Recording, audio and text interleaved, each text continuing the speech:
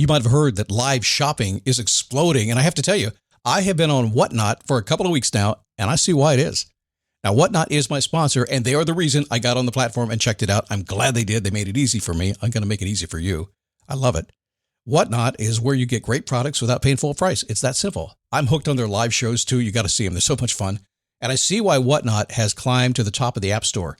And listen, if you're selling online, or maybe you have a storefront and you're hoping people will find your listing or maybe walk in your store, Whatnot flips that, because on Whatnot, you go live and you sell directly to people in real time. And I may admit, although you didn't hear from me, I may have picked up a couple of power tools or so in the past couple of days. I'm just saying.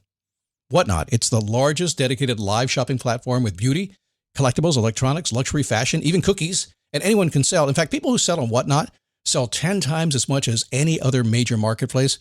That's because you're not just listing products, you're building real connections with buyers. So whether you're shopping or you're selling, download the Whatnot app today and get free shipping on your first order. Just search WHATNOT, Whatnot, in the App Store and start scoring amazing deals. So I was whining to my wife the other day, said, I need new glasses. And she said, well, get some. I couldn't tighten them anymore. They were scratched. You know the thing, right? But I didn't want to go through the process because you have to make the appointment. You have to spend weeks to get them done. And you got to pay a fortune, right? That's real. But I did.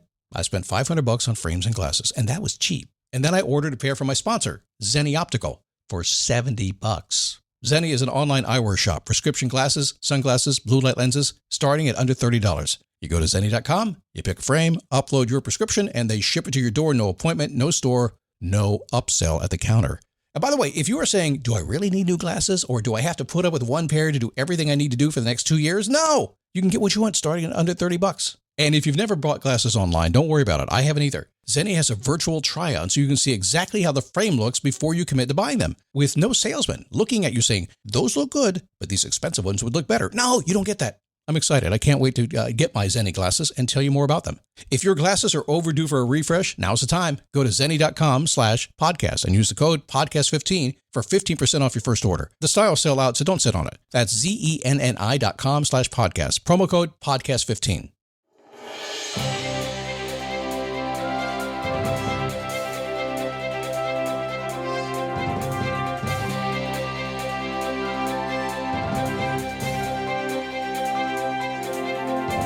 How are you? Happy Friday. Good to have you. I'm a little distracted today. I do the best I can. It is Biketoberfest here in the beautiful Daytona Beach area. I've got my motorcycle all polished up, ready to go, because that's what you do. And as I'm doing the podcast today, my phone is blowing up with all my buddies in town saying, when are you going to ride? Where are we going to meet? What are we going to do? And basically, it's all code for beer. It's all they're saying. I'm not drinking. I haven't been drinking for a while, so I'm just going to go enjoy all the crazy people sober. Imagine that. Listen, today, let's talk winners and losers and why it's good to quit. Why winners quit more than losers. Yeah. I've been hammered over the years for quit. Mentioned sober and hammered in the same sentence. That's not right. Yeah, I'm a good quitter. I really am. When I decide something's over, it's over. Even if everybody around me thinks, what are you doing? Come on, man. Some of the worst things I've seen are people who stick with things way too long. So I want you to be a good quitter. We'll talk about that today. It is a daily boost. My name is Scott Smith. Nice to have you. Hanging around, fool around, some words, some wisdom, and yes, some occasional wisecracks. And for some people, not quite as motivating as they need me to be, but that's okay. I'm not your people. I am for real people who understand life, who just want to learn a few things. And basically, this is it. One client described me like this. He said, Scott, you always have hope. You just kind of know it's going to work out. How do you know that? I said, I don't know. I don't even know how I know. I just know that. I just know that, okay, well, it didn't work out. So let's lean in and try and find another way and just keep going. It ain't over till it's over. Let's keep on going. And it serves me really well. And along the way, what I've learned is too much positivity and too much optimism. While it's really good and feels great, and I love to do that. I love to have a good time and be a positive guy.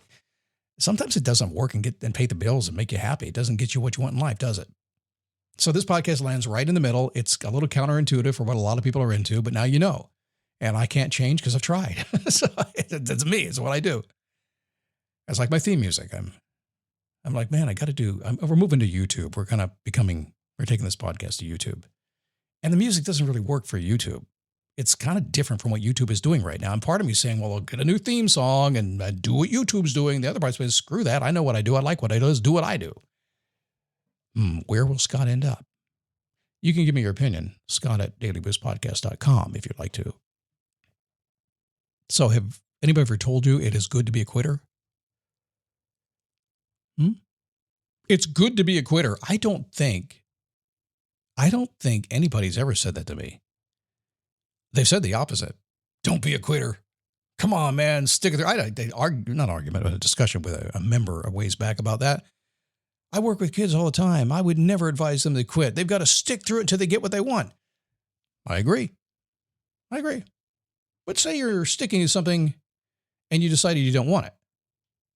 But say you've decided to do something, you made a commitment, and, okay, here's my vernacular. You set a what was I thinking goal. I'm going to go do this. This is the thing. This is my next thing. I can't wait. And you do all the stuff. Maybe you're going to school. You paid for it. You moved. You're there. You're right in the middle of school, right in the middle. Your parents are like, you better get this done because you got a loan now. And you're like, man, this ain't working. What was I thinking? And everybody will tell you, you better not quit. How about getting a job? People say, hey, you don't quit. It goes on your resume. Then you're going to be a quitter. And some of that's true. You're finding some people these days, they jump jobs so much, it does cause trouble. But strategically quitting when things aren't just right, that's a good thing. That's what the show's about. It's important you pay attention to that. Being a good quitter is not an excuse. I want to make it very, very clear starting here. Right off the bat, it is not an excuse to do things you don't want to do. Sometimes you got to do stuff. Sometimes you got to stick with it. When I go to the gym and I'm doing exercises that I don't want to do, and I like working out, I like looking good. I like walking around with my very attractive wife.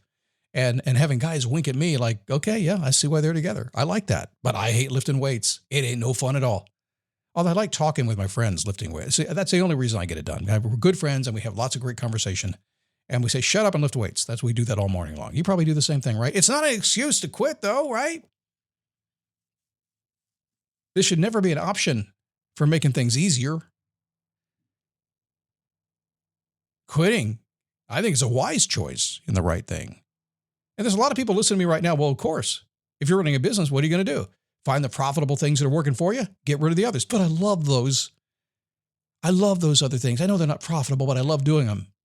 Okay, you're in business or you're not. That's all. Get rid of them. You know what? Most people say, what took you so long?